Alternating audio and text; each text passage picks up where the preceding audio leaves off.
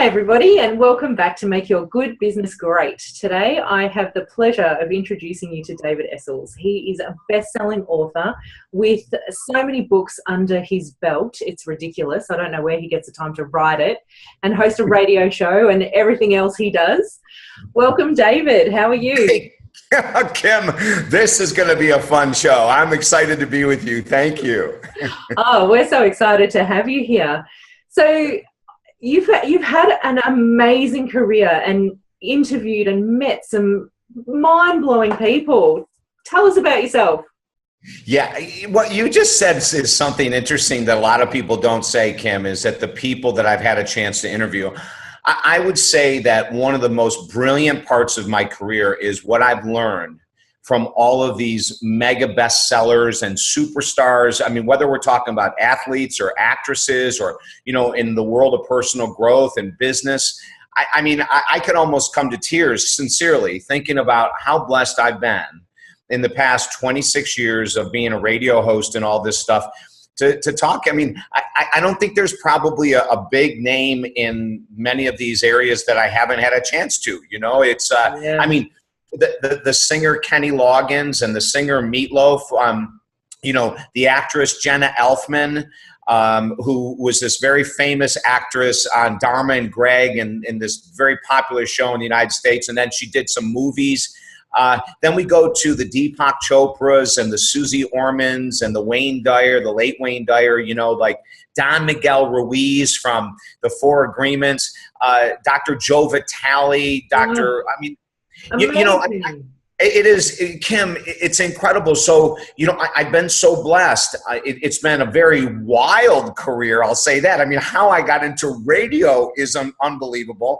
How it all started, like, you know, the other day I was being interviewed by this radio host, and he said he had no idea of my background. And he goes, you know, I like to talk about people like you as kind of like in the role of a superhero, you know, like a Spider-Man or a Hulk or something like that. He goes, can you relate to that at all with those tight clothes they wear and everything?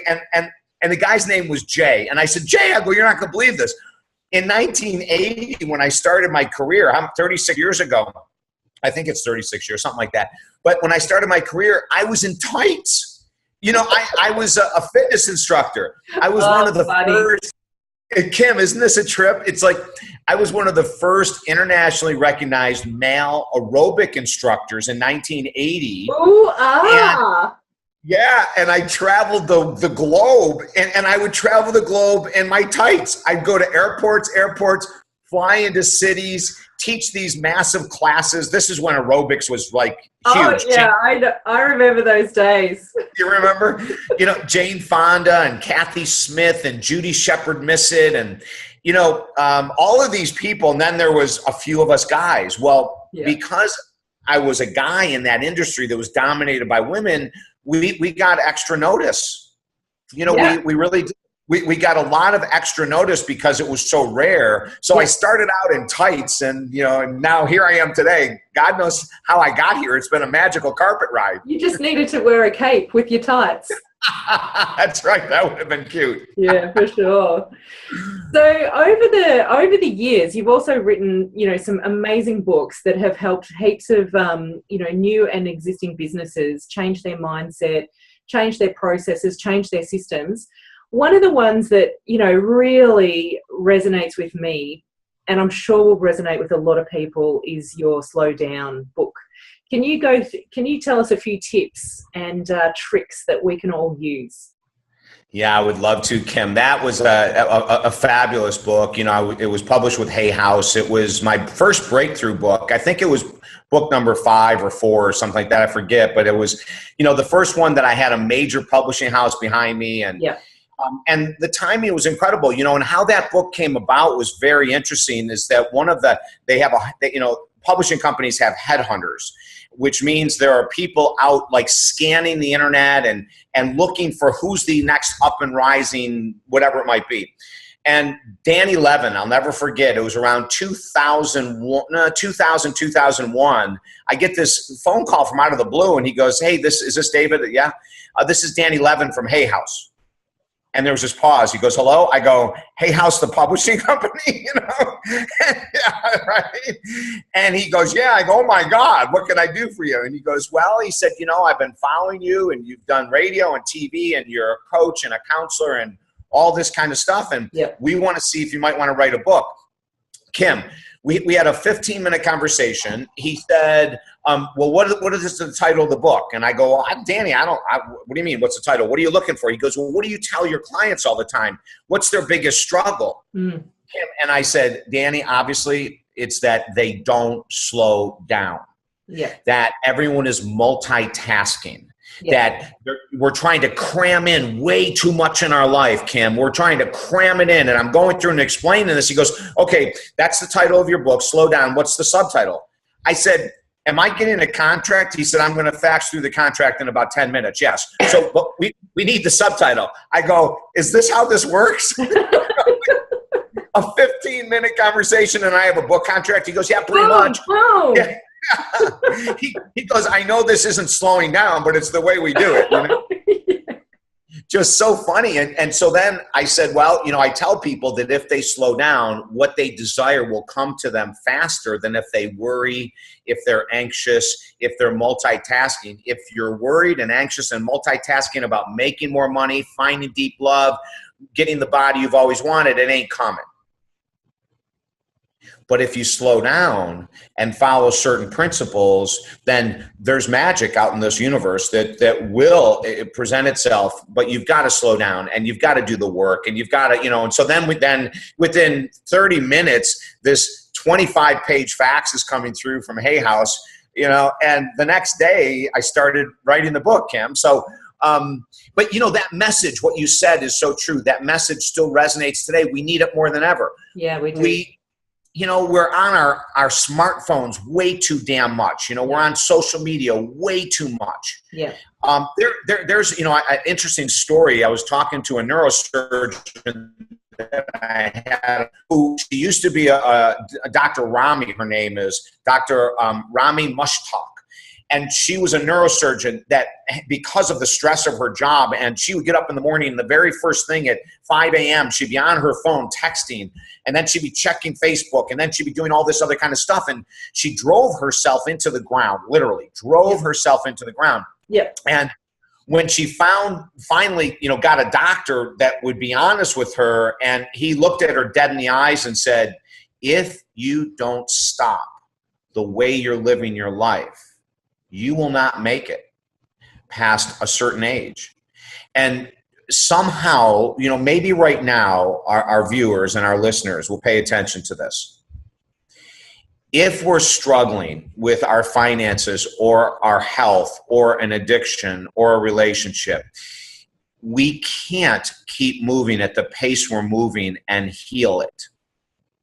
We've got to slow down and ask ourselves, what do I need to do differently in my business, in my relationship, with my physical health, in my spiritual path, with my money, what do I need to do differently?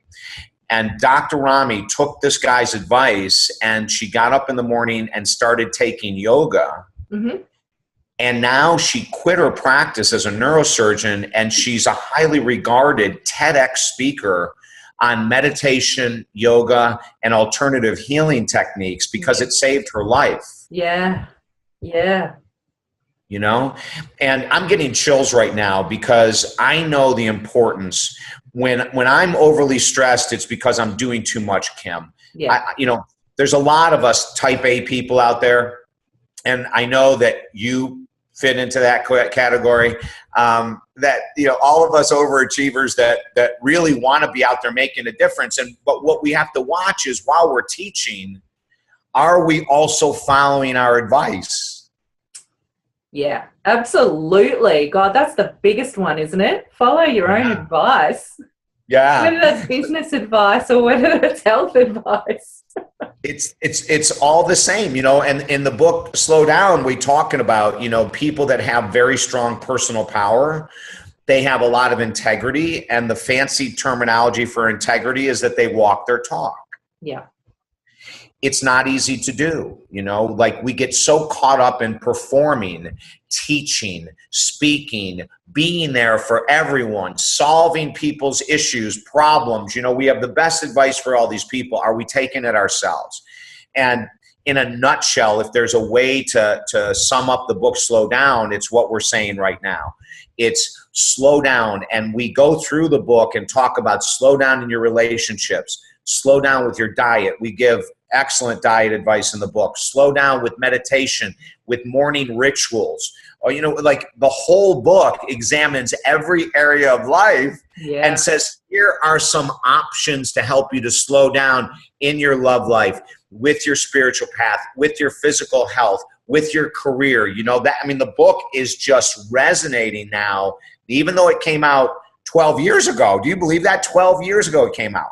Yeah. Yeah. And it will be timeless. You know, it will be there for a good another decade at least. More, yeah. You know. Yeah, thank you. Thank you. So with what we're doing on this summit right now, this is a great time to ask people to do and I'm going to give an exercise.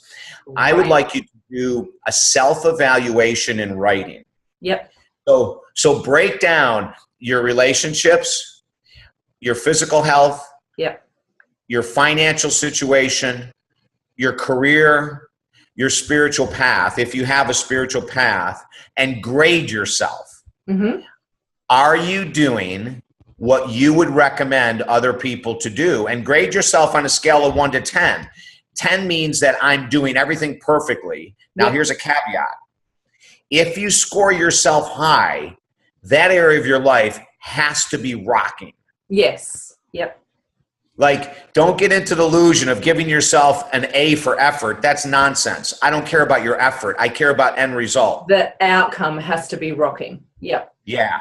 If you write yourself, you know, a 10 or an 8 or a 9 for finances, but in the last 12 months or 24 months or 36 months, you're struggling financially, that's called denial. Yeah. You know, so, and I want to get real. You know, I'm as tough on my clients as I am on myself. And I say, you know, enough of this positive thinking crap, which we'll get to in a little bit. You know, but enough of that, you know, affirmations. Well, I'm doing my affirmations about money or my body or my love relationship. I don't care about all that nonsense. What's the end result? And so if you score yourself on a 2, thank God that you're honest. You're being vulnerable. You're out of denial. Now, Kim, this is something that we talk about in every one of my books.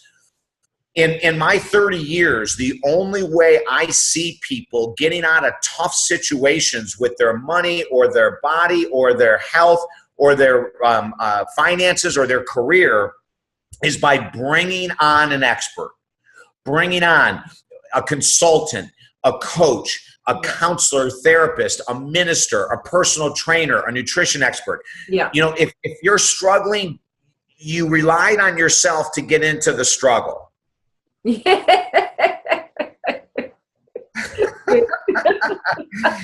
Don't rely on yourself to get out of it. Right. Great advice. Right. You know, I mean, you know, I struggled with alcohol and drugs for a very, very, very long time. And, you know, and I'm an addiction counselor. Go figure. I get that actually. I can get that. You know, and I had to go into a treatment center. I had to hire other addiction counselors in order to help me get clean. And, you know, I devoted a full year, a number of years ago, to my complete recovery. And it worked, but it only worked because I invested a lot of money, a lot of time, and a lot of effort with other professionals, Kim, to help me make that change. So as our viewers are sitting there, you know, don't think you're going to get yourself out of a tough situation, or you already would be out of that tough situation if you could do it on your own. And it sounds like, you know, you obviously took a lot of focus for that area of your life, to shift that area of your life, like laser beam. Yeah. Yeah. 12 months, you know, I 12 months, 7 days a week. I worked so hard on that recovery process, and it worked, you know, and it would work. And in our new book, you know, Positive Thinking Will Never Change Your Life, but this book will, The Myth of Positive Thinking, the Reality of Success. You know, that book, I mean, just came out in January of this year. And about 3 months ago, it went #1 bestseller. And the reason it did, Kim, I'm 100% convinced, is that people are tired of the snake oil salesman crap about what you think about, you bring about, and all that other kind of nonsense. I mean, it's not true. I swear to God that if that was true, in 25 years, Deepak, Wayne, Susie Orman, someone would have said to me, at least one person I interviewed would have said, oh my God, David, you're working too hard. Just relax, sit back, get a good vision board, say a few powerful affirmations, and you're going to create the life you want. Yeah. And I think that's the trap. A lot of people think that that is what it's about. Yeah. Oh my God. If we don't know, I don't know anyone that's created greatness in their life. I just did a little while ago on social media, on Facebook, I do there's this thing called Facebook Live, where, you can get on your soapbox and preach all you want, so I do. And I take full advantage of it. And I was talking about the law of attraction and how it's mainly a bunch of nonsense. It really is. I said, you know what? And I said this on the thing today. You could surround yourself with millionaires, and if you don't do what millionaires do, so what? You're not going to ever get out of your financial crap. You could surround yourself with bodybuilders, and if you don't do what bodybuilders do, you're never going to change your body. Okay, so listen, the law of attraction, you think about what you bring about. If it was that easy, everyone would have $1 million. You and I would be on Fiji doing this interview in our beautiful mansions because we made so much damn money by thinking about it. And here's something fascinating. Let me tell you about two people that responded to the Facebook Live. Yeah. This John Defendis, who I only know on Facebook. I don't know him at all personally. Yeah. But he responded. He said, David, he goes, I've been in the world of bodybuilding for 17 years. I have to continue to eat clean and to work my butt off every day to keep this body. Mm-hmm. Then Carolyn McRae Hollingsworth, Kim, wait to hear this. Mm-hmm. Just last week, she swam the English freaking Channel. Okay, massive. It's a 24-hour swim. Freezing cold. And I saw her that she was watching, this Facebook Live. Yeah. And I go, Carolyn, did you think your way into being in shape to swim the damn English Channel? How many years did you practice before you were? And 3 years, Kim. Wow. Yeah. She swam in California, in the cold waters of California, for 3 years, preparing herself for this massive feat. When I interviewed Harv Eker, who is the author of the #1 New York Times best-selling book, Secrets of the Millionaire Mind.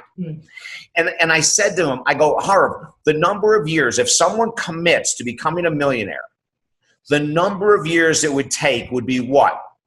He said, minimal 5, average 10 years. There you go. Kim, it's like, again, we're trying with all of my work, and I'm so honored to have that you have me on with the summit. We're trying to get the reality out there. That's enough, right. Exactly.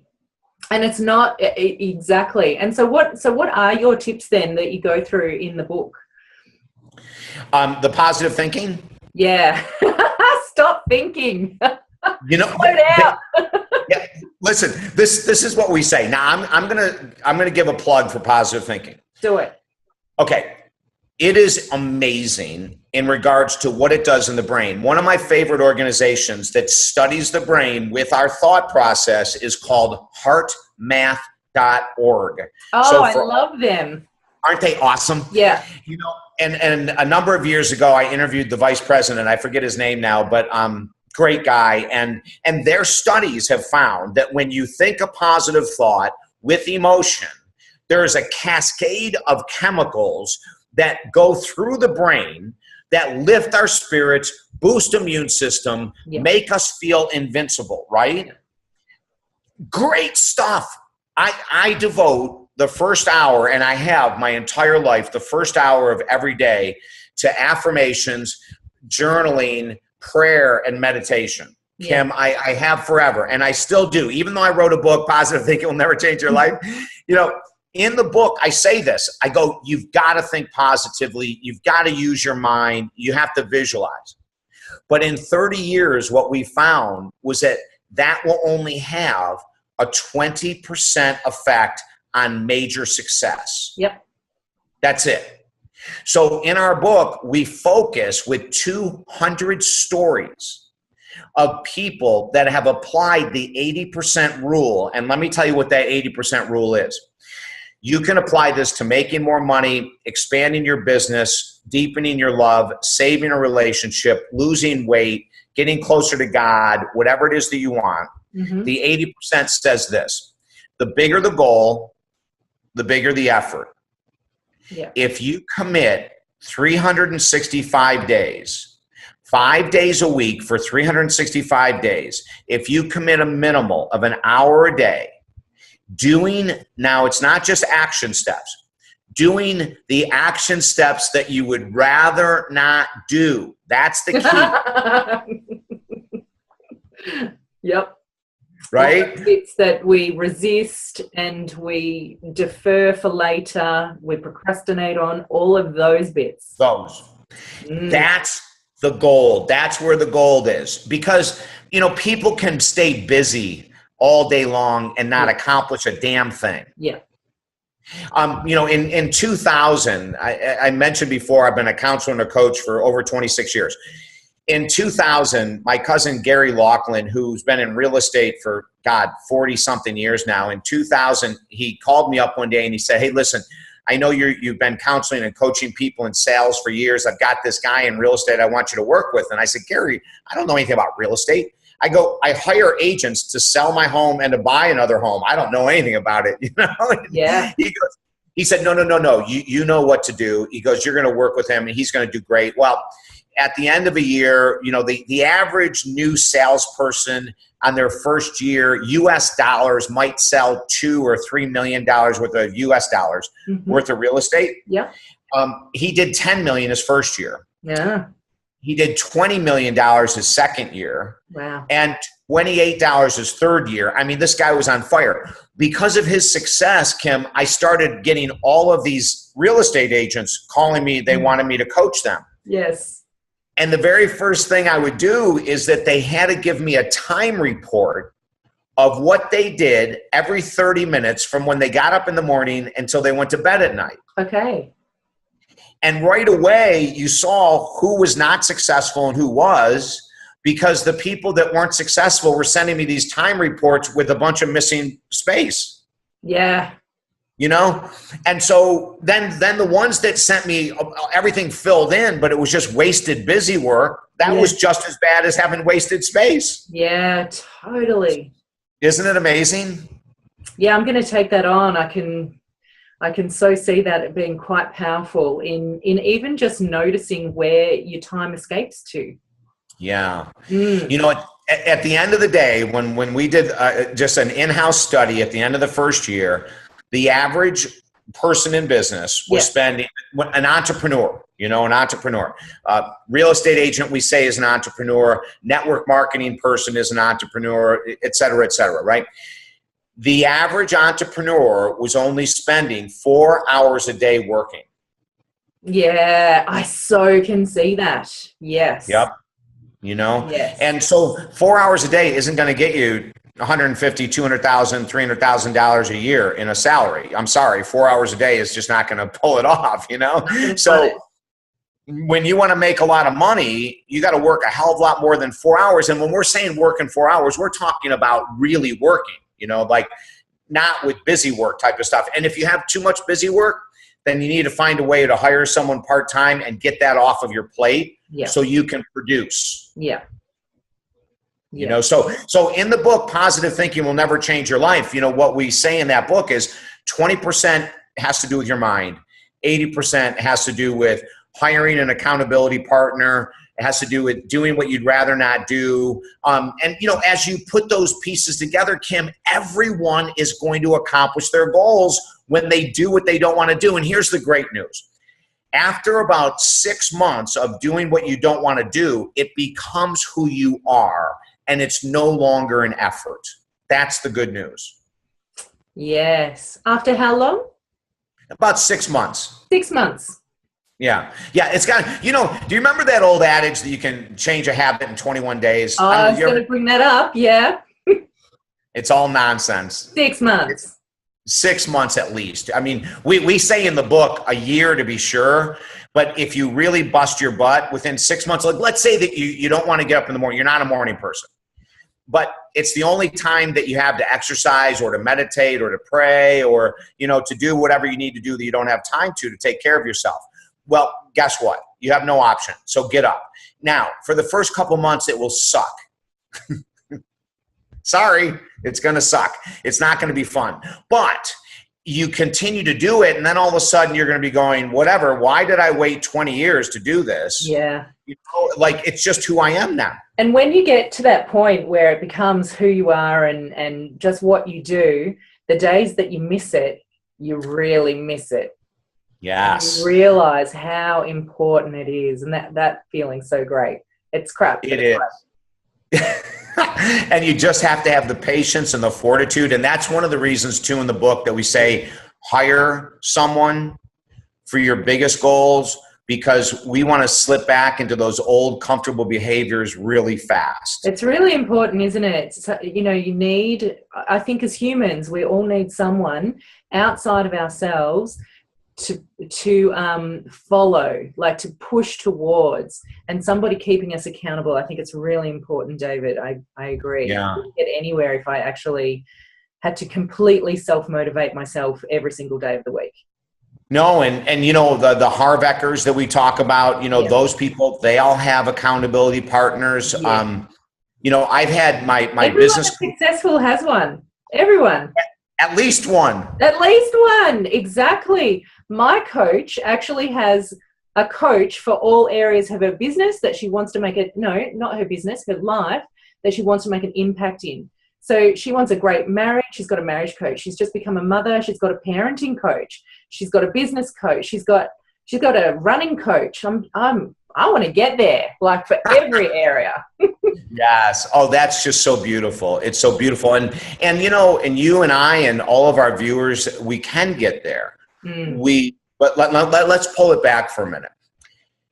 The one area of your life that you're struggling in the most right now, and this is going to be about a brand new book we have coming out called Got Focus, ? Great. I want to share a little bit about that book. In that book, we take something that we created in 1996. It's called the One Thing Theory. And it states this, that at any given time in life, there's only one goal to go after.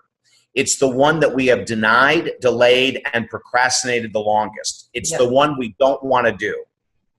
And when we get super focused on that one goal, our entire existence will improve. And here's the reason why, Kim.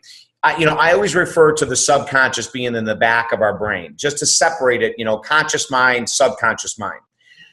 When you have, like let's say you struggled with money for 10 years or your body for 10 years or relationships for 10 years, and I'm just using the average 10 years for this example. Sure.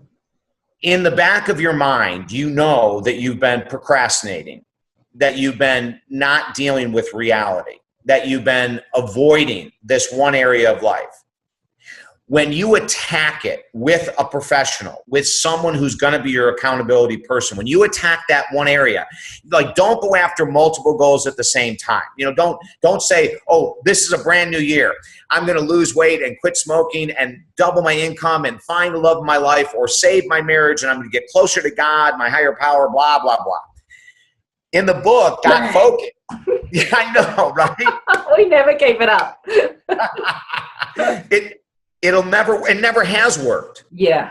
It's too much. It's too much for our brains, I think. And then we go back to the illusion of multitasking. Yeah. But when you get focused, and it doesn't mean the rest of your life falls apart. It just says that I'm going to take 1 hour a day, 5 days a week and focus on my health. Or 1 hour a day, 5 days a week and focus on my money or my love life. That's all we're saying. Is we're not saying give up life and only focus on this one goal, but we're saying make that your priority. And Kim, in my life, when I got sober, oh my God, everything changed. There isn't an area, relationships, finances, my physical health, there isn't a change. There wasn't one area of my life that wasn't positively affected. So the knock-on effect was massive from just concentrating on that one thing. Yeah. Absolutely. You know, and let's say money. So someone that, you know, is worried about money and, you know, in the back of their mind, they wake up and at, you know, the first of every month, they're going, oh my God, I've got all these bills. And, you know, that wears the hell out of you emotionally. It beats up your self-confidence, your self-esteem. It can create separations in love relationships. I mean, struggling with money is hell on earth. So here's the cool thing. You devote a year to focus on your money and you hire an expert to help you with it. At the end of that year, your relationships are easier, your confidence is improved, your self-esteem, which is self-love, has improved. Your health habits have probably improved because you can afford organic foods and a personal trainer. And you know what I'm saying? Yeah. It works. Yeah, it's great. Well, we look forward to that book coming out very shortly. Yes. Yeah, very excited about it. Terrific. Hey, David, given that you've, you know, already written almost a library full of awesome books and you've interviewed, you know, every awesome person on the planet, what is your like all-time favorite business book, personal development book? And look, if you can't give me one, two or three, like what are the ones for you that have really changed your life, made the biggest difference? All right. Well, let's start with 25 of them. Okay. Yes. I think I can do it that way, Kim. Fair enough too. You know, okay. Well, I mean, one of my top favorites of all time is Think and Grow Rich by Napoleon Hill. Classic. It's a masterpiece. It really is. And I write about in my book, Positive Thinking Will Never Change Your Life. I write a story about that book. Kim, there's nowhere in that book that Napoleon Hill ever says you can think and grow rich. Yeah. He never says it. He never says it. Yeah. All he does is give one example after another of people that faced great hardship. Yeah. They overcame their struggles to become wealthy. Yeah. So that by far is one of my favorites. Another one is called The Alchemist by Paulo Coelho. Do you remember that book? Have you heard of that book? Yeah. Yeah, you know, that's an all-time favorite as well. And, you know, that's a story about one man's search for his identity, his purpose on earth. And, you know, for a lot of people, I interviewed Paulo Coelho, again, one of the blessings, you know, and he told me his story. And a lot of people don't know his story. When he was a teenager, his parents put him in a mental institution. Really? Because he wanted to be a writer, and in South America, writers don't make any money at all. Wow. And they wanted him to be an attorney. Yeah. And the only way that they felt they could force him to become an attorney and to make a lot of money was by committing him to an institution. Wow. And he broke out of the institution, and The Alchemist is his story of finding his identity. You know, incredible. So I would say those are two of my most famous. The Science of Getting Rich, yes, by Wallace Wattles, right? Which is one of the books that The Secret was founded on, the famous book, The Secret. Yeah. Unfortunately, The Secret didn't give Wallace Wattles the credit that he should have gotten for this very next point that I'm going to say. In the book, Wallace Wattles says, none of this thinking stuff will bring you riches if you don't act and do the hard work. Yeah. The Secret forgot to leave that in. Yeah. You know, and it's one of the reasons that we say The Secret is great entertainment, but it's about 80% fallacy, quite frankly. Yeah. Well, you know, Dr. Joe, part of the story. Not the it's story. just, oh my God. Well, and the way they blow up the power of the mind, that's why I say 20% of The Secret is accurate. In our opinion, it's highly accurate. But, you know, going back to truth, Dr. Joe Vitale, who was in The Secret, I had him on the radio show, and I go, Joe, now wait a minute. In The Secret, it says that you were homeless and, you know, you imagined checks coming in the mail and all this other kind of stuff, and you became a millionaire. If that's the truth, I want to know the principles that you used with your mind to have checks coming in the mail. And he laughed and he said, well, honestly, David, I worked 7 days a week, 14 hours a day for a number of years to become a millionaire. Yeah. You know, but Dr. Joe Vitale is another favorite author of mine. I think that he's incredible. You know, I'm trying, I mean, I would say when it comes to business books, even if I stop there, that's all that people really need. I was going to say, that's a lot for our viewers anyway, when we're, you know, multitasking. And of course, your books, we need to get your books. So, and who would you say, David, is your guru presently? Oh, wow. Well, you know, Harv Eker is someone that's touched my life deeply. You know, here's a cute story about Harv Eker. I had Harv Eker on my radio show, and I kept pushing him on the show live. I kept saying, Harv, I need to hire you as my coach. Yeah. And he was blowing me off and going, oh, David, we'll talk about that later. So I would ask him another question, Kim, but then I kept saying, hey, Harv, remember what I asked you a minute ago about being my coach? You know? Yeah. And I kept hammering him. And finally, he said, okay, I'll give you one session. So off the air, I said, okay, let's set up the session. And we did, you know, and here's the coolest thing that happened. First of all, he took the time to do it. Yeah. He didn't charge me a penny, you know, like my heart is opening right now just thinking about how kind he was, Kim. Yeah, right? Yeah, he's an awesome man. Yeah. He's gentle. He's real. You know, he believes in positive thoughts and all that stuff, but he's not sucked into the nonsense that's out there. How in love with his wife he is.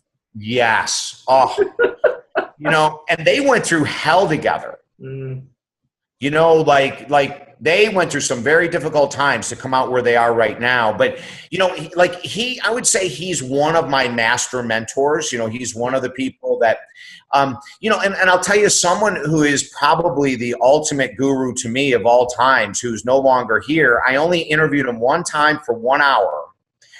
And I write the story in my book, Positive Thinking Will Never Change Your Life. I write the entire story, but the founder of Transcendental Meditation, his name is Maharishi Mahesh Yogi. Oh, really? And again, I'm getting chills, you know. Me too. The meditation that I do comes out of Transcendental Meditation. Is it? Yeah. Yeah. Amazing. Kim, he was incredible, and he was so kind and so gentle with me. Yes. But I will tell you this, he called me out in this incredible way. And do we have time for about a 3-minute story? Sure. Okay. So I interview him on the air, and you know, he's passed now, but he's this tiny little guy, long gray hair. He giggled constantly. You know, like he was so filled with enthusiasm and joy. And we get done with the interview, and 3 weeks later, I'm speaking in Orlando, Florida at a big conference. I come off stage. There's a bunch of people asking questions, and then there's one woman standing at the very end, and I finally get to her, and she said, hey, listen, I need to interview you. I just flew in from Iowa. I have 20 minutes. I've got to catch a flight back. And I'm going, oh, my God, like, who are you? And she said, well, I'll tell you, I'm with Maharishi Mahesh Yogi. And 3 weeks ago, you interviewed him, and he was so impressed that he sent me here to ask you a question that might be of benefit to you in some way. So I said, okay, what's the question? And she goes, he wants to know what you remembered from his interview. Yeah. It shocked me, first of all, that he would go to that expense, send someone down, you know, to interview me. And I go, I don't remember anything. And she said, you must remember something. And I said, all I can remember, he was so filled with joy. He laughed at everything. And she looked at me and she said, David, this may not make sense to you now, but it will sometime in the future. And this is why he sent me, to tell you this message. Whatever you remember about him, you are missing in your current life. Stop everything you're doing and change. Kim, I'm sitting there, and I looked at her and I said, you don't even know who I am. You know, I went defensive, right?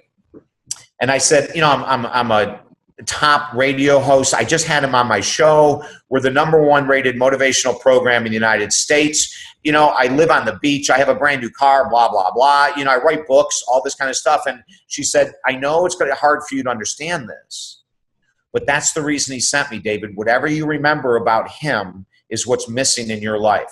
So I said, you're telling me I have no joy? She said, you're the one that used that word in describing him. So I ended the interview, and a couple weeks later, 1996, on a Tuesday at 2:30 in the afternoon, I woke up from a 3-day binge. Yeah. Drugs and alcohol. That night, I looked in the mirror, and for the very first time in all my years of struggling with alcohol and drugs, I looked in the mirror and I said, she is right, he is right. You have no joy. Yeah. You can't have joy and be addicted to anything. Kim, he touched me in the most profound, he is, you know, I could get it.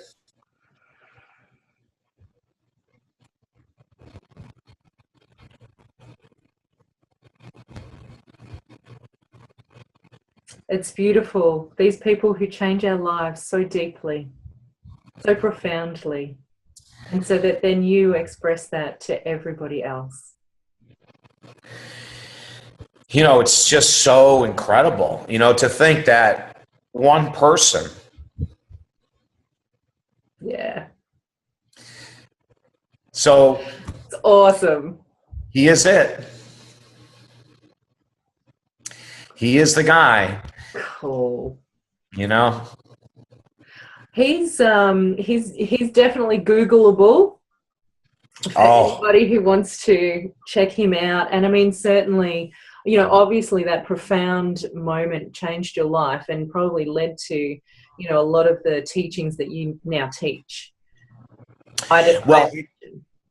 Kim, you know, like in 1996, when he encouraged me to get out of denial, to look in the mirror and to realize I didn't have what I thought I had, you know, my work became more intense. It's like this new book, you know, like I'm calling out nonsense, you know, in a loving way. Maharishi called out my nonsense, you know, and my work from that day forward has been to do the same thing, is to look at the ridiculousness that we all want and to say that, hey, come on, let's get real. Yeah. And in that realness is love, personal love, self-love, joy, expansion, reality, hitting our potential. All of that comes. And he was the one, you know, that started it. I will say this for all of the viewers that may not know Maharishi or the name, or they may not know Transcendental Meditation. Two things I want to bring up is, number one, Transcendental Meditation is the most highly studied form of meditation ever devised. The U.S. government put millions of dollars into studying Transcendental Meditation to find out how effective it was in treating chronic disease, high blood pressure, alcoholism, I mean, all kinds of wild things. And from 1959 until this very day, the Beatles have all promoted TM. You know, about 6 years ago, Paul McCartney did a free concert in Central Park that he paid for, all of the setup and everything else, simply to promote Transcendental Meditation. Great, isn't it? So, I mean, that just shows how life-changing it is. It really is, you know, and it's a few minutes a day. It's a couple times a day, a few minutes. It's not, you know, overbearing time-wise, but the end result is stunning, you know. It's so funny that we're now talking about meditation. I tell you, most of my conversations turn into meditation. I love it. I just don't think it's like breathing to me now, you know. Yeah. It's like what you said about the 6 months, you know, of creating a new habit, and when you don't do it, you miss it like food, like air, like, you know. Yeah. You know, Kim, after learning meditation, I was able to, you know, and still to this day, to meditate in airports and trains and taxis, you know, like you'll find yourself in these crazy places with doctor's offices. Oh my God, I go to a doctor's office, I'll just sit and meditate until they call my name, you know. It's just awesome. I'm glad that you're so in tune to that. That rocks. Yeah, I love it. I love it. I love it. Yeah. Oh, David, it's been so great speaking to you. We could go on and on and on and on and on.